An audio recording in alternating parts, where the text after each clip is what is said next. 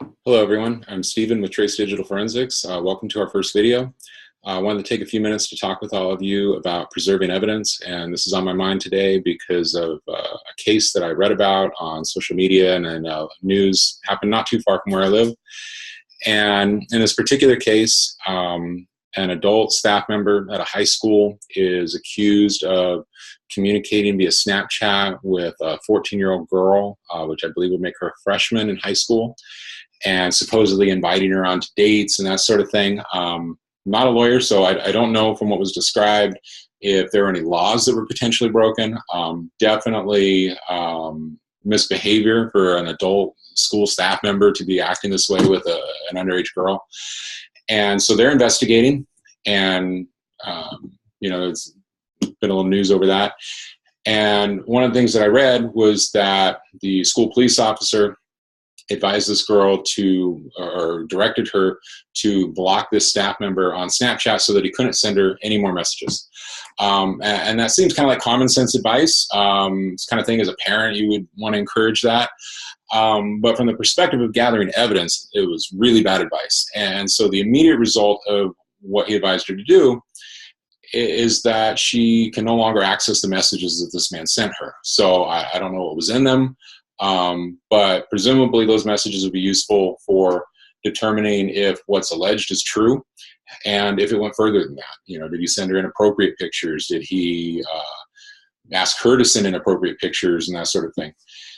And what they should have done was to preserve what's on that phone. Stop using it, put it aside, get it to an investigator who can pull the information off of it. And depending on the circumstances, in this case it might be the police, or perhaps they could have gone with a private forensic examiner and asked them to look at it and pull the information off of there.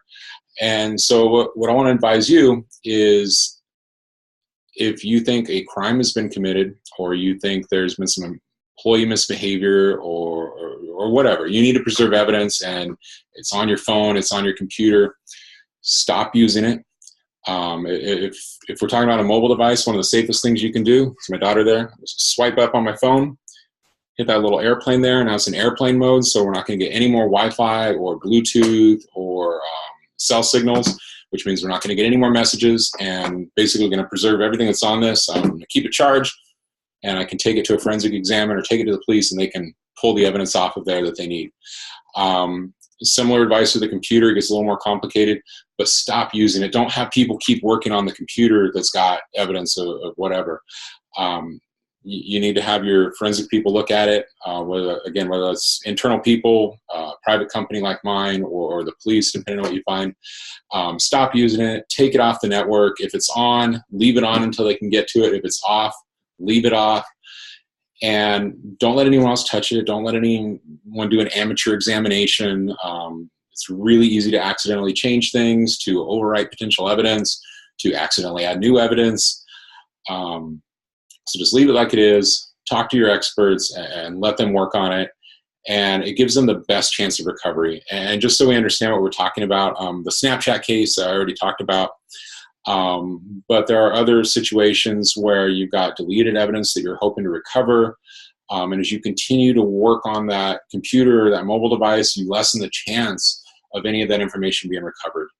And so the sooner you preserve it, secure it, sequester it, and get it to your expert, the better chance you have of recovering a maximum amount of information. So I'm going to end this video right there. Again, put it in airplane mode if you've got a phone. It's a computer. Leave it where it's at. Get your experts to it. Don't make changes. Don't do an amateur recovery. Definitely don't use it anymore. And that's going to give you the best chance of getting the information you need and being able to have the police prosecute the case in a crime, or if you're, HR and you're going to be terminating somebody, you're preserving everything just like it is, so that your forensic examiner can report on it and your attorneys can use it if it goes to court down the road. So good luck.